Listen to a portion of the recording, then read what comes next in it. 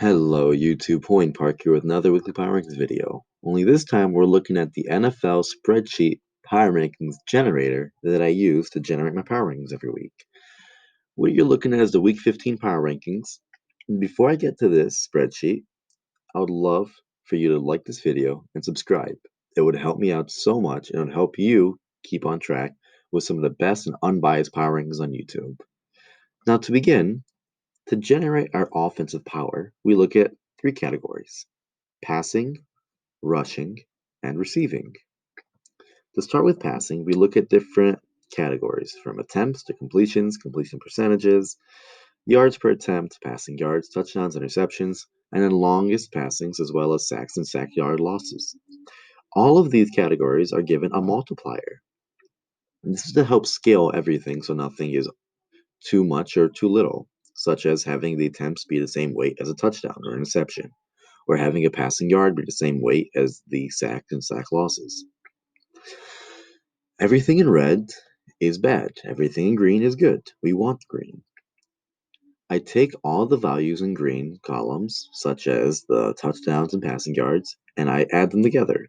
And I take all the values in red columns and I subtract them from those in greens. So what you're seeing is the formula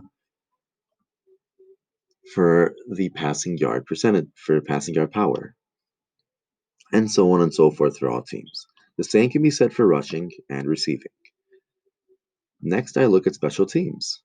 And for special teams, I look at field goal made, field goal percentages, extra point made, win percentages, kick returns, and punt return touchdowns.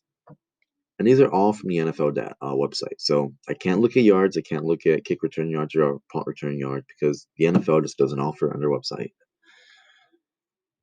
Next, I take the offensive passing, rushing, receptions, and special teams from these three columns, three spreadsheets, and the special team spreadsheet, and I add them, and that's how I get the total power. And as you can see, Green Bay has the second highest, with the Chiefs being at the highest. The Chiefs are currently at a power of a little over 8,000.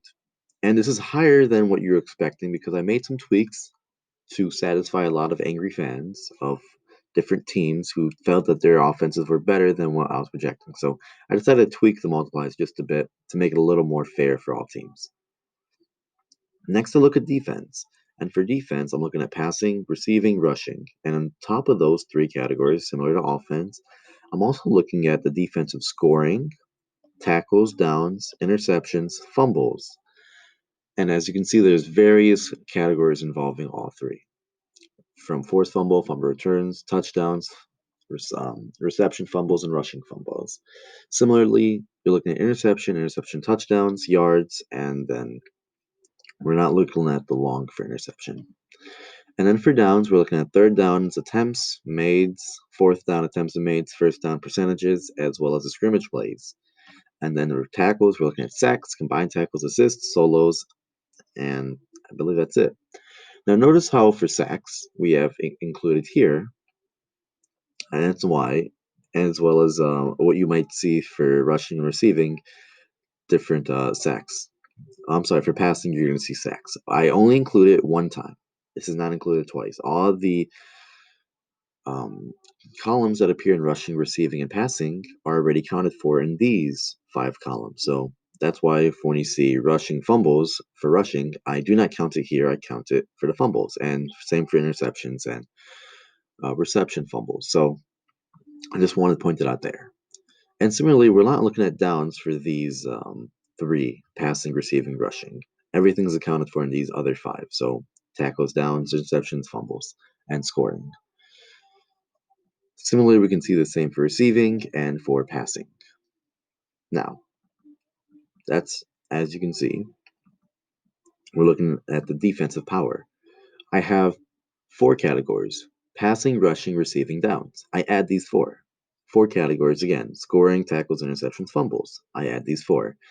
I take the difference between these two categories. And the reason why I do this is because the higher the defensive power score, the worse the defense is. And that's because having a defense that allows a lot of passing, rushing, receiving yards, as well as downs, completions, and so on and so forth, is a bad defense. You don't want that. So when a defense can score, tackle, intercept, and fumble the other team, that's good. We want that. And the lower the defensive score slash power is, the better the overall defense is. Lastly, we're looking at wins. And now there's a lot of people saying strength of schedule and all the mumbo jumbo. I say that's not accurate to this season because strength of schedule is made in the summer and it's based off the 2019 season. We're in 2020. We're seeing how all the teams are. What I do is I look at home, road, and divisional wins, and each win is given an appropriate multiplier. So regular wins at home are given 400 and road 410 and the division 450. The reason why I do this is because I'm giving the benefit of doubt these teams. Um, the teams that have to win on the road and as well as divisional games. Next, I look at streaks, and any team that beats another team with a streak that's quite high, they're getting their win weighs that much more. And each streak is given a multiplier of about, I believe, 3 points per win. So when the Washington football team beat the Steelers, it was 12 times 3. I believe that's 36.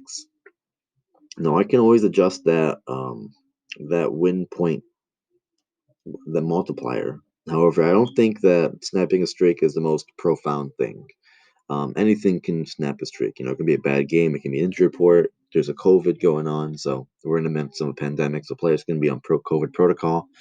So I did this just to make it so that teams that can snap a score streak have a more profound win than, let's say, Pittsburgh Steelers beating the Jets. Lastly, we're looking at the overall. And as you can see in this pictograph, all the teams are separated by tiers based on their score. So the Kansas City Chiefs are in their own tier now.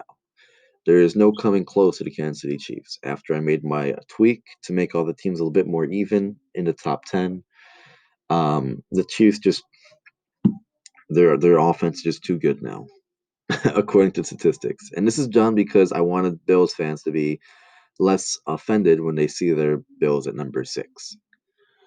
Next, I have what we call it. I have the overall power by adding the offense as well as the multiplier times the wins and then subtracting the defense. And as you can see, each team is given a default multiplier with all the additional points awarded on the wins page. And we can see which team has the highest overall offense. So Chiefs, Packers, Seahawks, Bills, and then who has the best defense. The best defense goes to the Rams, the Steelers, Colts, and then the football team, surprising enough, and then the Saints. So for a lot of fans that are very upset when it comes to different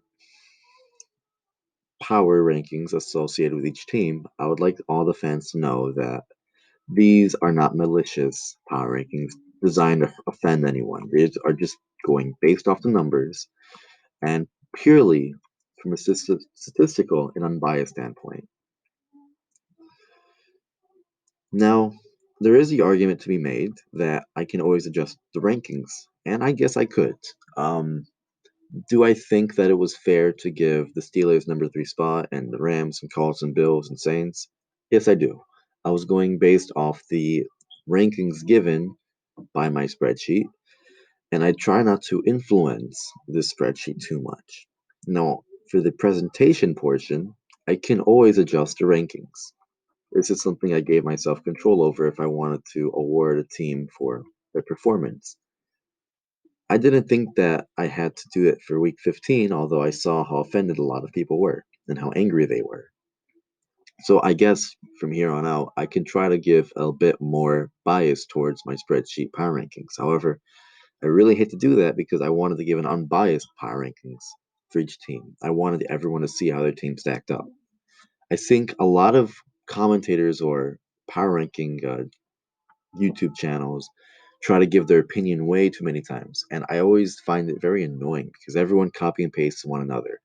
The way I make myself stand out is I look at the numbers for each team, and I do this on a very dedicated level.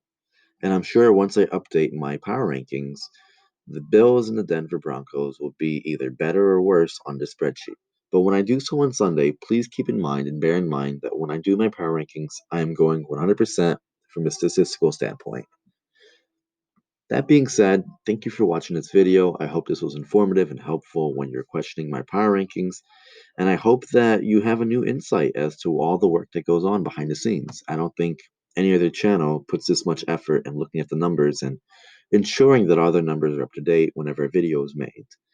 I'd love your support. Please subscribe if you're new to the channel. It helps me out so much. And like this video if you liked it. I would definitely appreciate it. Thank you so much and have a great day.